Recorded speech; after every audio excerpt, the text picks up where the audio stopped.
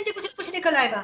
तो निकले, सारी ये आर्कियोलॉजी की साइंस है ही इसमें। हाँ, आप तो बलूचिस्तान में फिराक क्या है, किसी को पता है कि जो लूट मार हो रही है चाइना बलूचिस्तान में कर रहा है, वो क्या आर्कियोलॉजिकल फाइंडिंग? पहले तो क्रिश्चियंस थे, अरे हिंदुइज्म थी, कहाँ इस्लाम तो क्रिश्चियन आ बहुत गए, बाद का है ना, इस्लाम तो वो कहाँ हम से आ गए क्रिश्चियन? 2000 साल हुए बात है। मोहनजोदारो में क्या 5000 साल पुराना शहर आपका, वहां क्या क्रिश्चियन थे? नहीं कौन नहीं, थे? मैं आपको सॉरी, मैं आपकी बात काट रही हूँ, सॉरी, मैं आपको यही कहने की कोशिश कर रही हूँ कि इस्लाम जो है वो तो काफी बाद में आया है ना, उससे हाँ पहले ना, दूसरे मजाहिब थे, दूसरे हाँ रिलीजन्स थे। तो बिल्कुल। अगर हम इसी तरह से चेक करना शुरू करें तो हर मस्जिद, हर मंदिर, हर किसी के नीचे कुछ ना कुछ तो निकलेगा। नहीं क्यों नहीं निकलेगा? तो क्या करें, सब तोड़ किसने दें। किसने किसने लूटा हिंदुस्तान को? किसी क्रिश्चियन ने आके लूटा? पहली मस्जिद दुनिया की हिंदुस्तान में बनी, मदीने के बाद पहली मस्जिद एक हिंदू बादशाह ने अपने घर में दे दी कि वो बलदीव गए हुए थे और वहां के बादशाह से बात हुई कि वो जो चांद के टूटने का मोजा है उन्होंने देखा। वो हिंदू बादशाह की दरगाह बनी हुई सुल्तानत ऑफ ओमान में आज। वो वाहिद हिंदू है जिसकी कब्र है, टू ऑनर हिम। और हमने जवाब उसका ये दिया कि हमने कहा ये साउथ के मुसलमान क्या कहते हैं। सिंध में आने से बहुत पहले तमिल मुसलमान कोरोमंडल कोस्ट के अंदर, उनके गानों में बीबी फातिमा का जिक्र है। क्या आप पढ़ेंगी तो हैरान हो जाएंगी कि ये जो वेस्ट कोस्ट जो नहीं ईस्ट कोस्ट ऑफ इंडिया जो है, वहां पे मुस्लिम ट्रेडर्स आके, I am not even talking Malayali, ये तमिल जो है जो मद्रास चेन्नई के पास के, ये कहाँ के हैं? हमने तो माना ही नहीं, सिर्फ उनका दुख ये था कि वो काले थे। तो हमने उनका कहना नहीं, काला मुसलमान हमको नहीं चाहिए, जो गोरा आके हमारी ठुकाई करेगा हम उसको कहेंगे ये देखिए।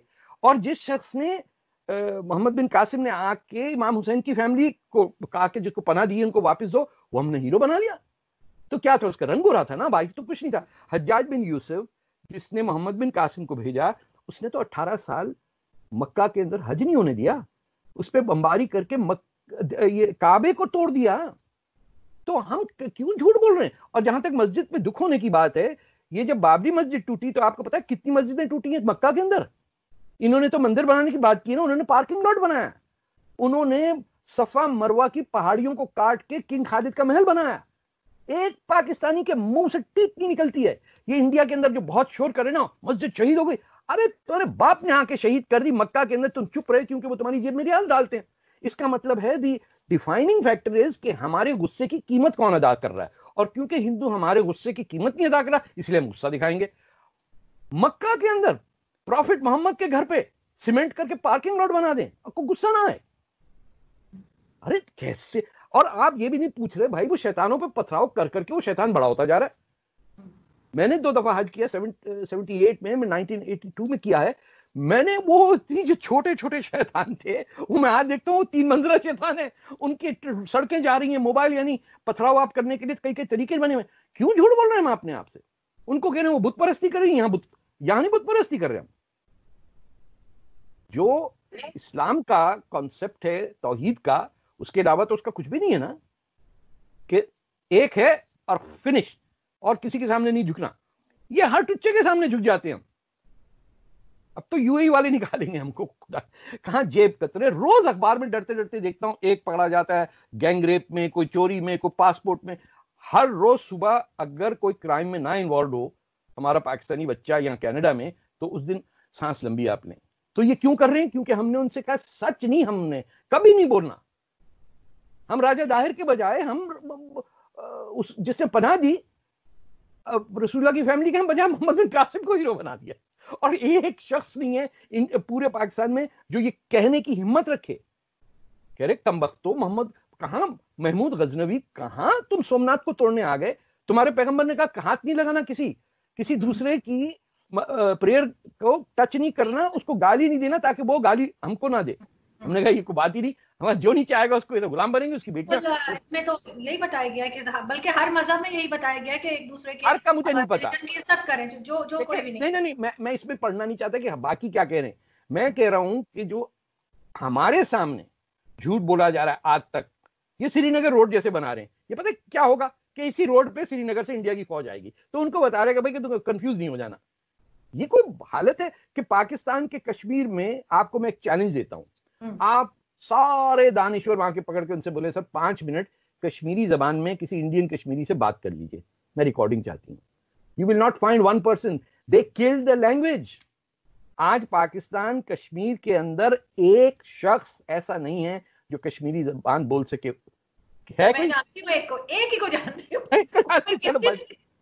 बच क्या होगा? मैंने बड़े ढूंढ के निकाले, उनको कश्मीरी आती है। बट कैन यू इमेजिन कि हमने 70 इयर्स में we wiped out a language.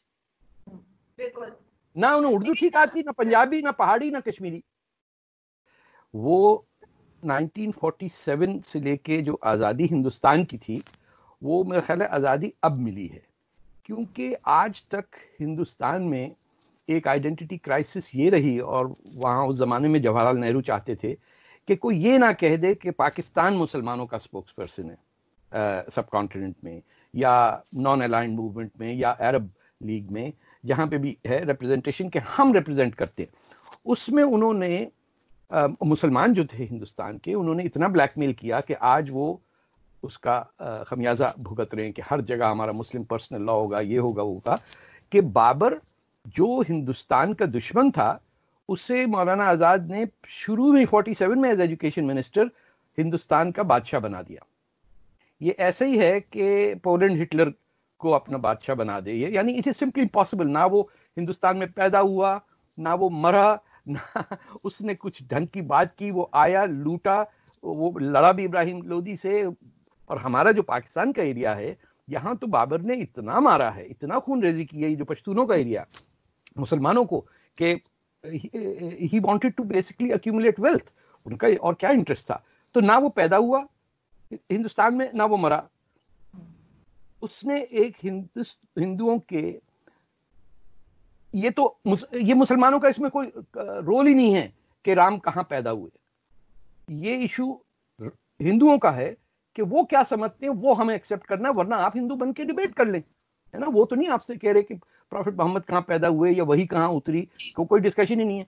आपने उस एक्शन को सराहा जिसमें उनके जो विष्णु के जो इनकारनेशन जो है, the presence of Lord Ram, उसको तोड़ के उसके ऊपर मस्जिद बना के मुंह पे थप्पड़ मार के और चले गए। वो जो कहते हैं दिल्ली में कर लो जो करना, हम तो आएंगे गुंडों की तरह। आप किसी के मुल्क में एक तो आए क्यों? बोले तो सब जाते थे। अरे भाई सब जाते थे तो हिंदुस्तान में तो नहीं गया कभी? हिंदुस्तान से आपने कभी सुना है कोई फौज गई भी हो? वहां महाराजा रंजीत सिंह के अलावा तो कोई बाहर निकला ही नहीं। तो ये मेंटालिटी जो मुसलमानों की थी कि हमारी मस्जिद शहीद हो गई। अरे बेशर्मो, तुमने तो कितने चर्चों को बर्बाद किया। प्रॉफिट मोहम्मद ने कहा तुमसे कि ना करो, तुमने उमैयद मॉस्क नहीं कर दी दमिश्क के अंदर, सेंट जॉन्स चर्च को। लेकिन सर, एक अगर कोई गलती करता है, फॉर एग्जाम्पल अगर किसी ने, मुसलमानों ने गलती की थी, तो उस गलती को जरूरी तो नहीं कि वही गलती दोहरा के हिंदू अपने आप को बेहतर करें। नहीं, मेरी बात जो मैंने शुरू में कहा था सर, कि अगर इस वक्त लॉर्ड राम होते तो क्या उनको ये अच्छा लगता कि इस तरह का झगड़ा हो रहा है आपस में, या ये कि छोड़ दे वो मस्जिद को या उसको। ये जो आपस में नेपाल और इंडिया का भी चल रहा है, वो कह रहे हैं कि वो वहां पैदा ही नहीं हुए थे। तो पहले ये तो डिसाइड कर लें कि वो पैदा कहाँ हुए थे, वहां पे जाके बनाइए ना। पहले नेपाल तय तो कर लें कि वो उनको चाइना चला रहा है या पाकिस्तान चला रहा है, या पाकिस्तान की के अंदर छपी हुई इंडियन करेंसी कहां से जा रही है। ये छोटी मोटी बातें इनको जाने दें। पाकिस्तान बहुत इसमें इंडिया से इस फार अहेड की जेब में कितना लिफाफा जाता है। हमें तो मोहल्ले मोहल्ले में लिफाफे वाली जर्नलिज्म तक होती है। तो हमसे कोई ऐसी ढकी छुपी बात नहीं है कि हम किस हुकूमत से क्या स्टेटमेंट दिलवा दें। ये जो बाकी दुनिया समझती है मुमकिन नहीं है। हम अमेरिकन एम्बेसडर से स्टेटमेंट दिलवा देते हैं। वो पैटरसन चली गई थी ना कायरो, जब बंगाजी पे अटैक हुआ था, चुप करके वहां अरबी में शायरी कर रही थी, पाकिस्तान से ही थी ना। आप ये सब छोड़ दें। If you can not understand the facts on the ground, truth and reconciliation commission जो था साउथ अफ्रीका का, उसमें सबसे पहले बात होती है truth, then you have reconciliation. मुसलमानों ने तो झूठ बोलने का ठेका लिया। और अगर वो बेचारा के अहमद जो आर्कियोलॉजिस्ट नहीं होता, जिसने इंडियन आर्कियोलॉजिस्ट, जिसने कहा कि वे सारा मंदिर नीचे है, आप कह रहे नहीं। क्यों कह रहे थे हिंदुस्तान के मुसलमान या पाकिस्तानी कि यहां मंदिर नहीं है? पिछले आप सोचिए 1992 में मस्जिद गिराई गई ना, 1990, हाँ शायद उसी जमाने में। आज तक किसी ने कहा कि ये नीचे मंदिर था? किसी ने सच बोलने की हिम्मत ही नहीं की कि बाबर हमारा बादशाह नहीं है। पाकिस्तान में बाबर को तो बहुत बड़ा समझा जाता है ना, उसने पाकिस्तान को ही लूटा।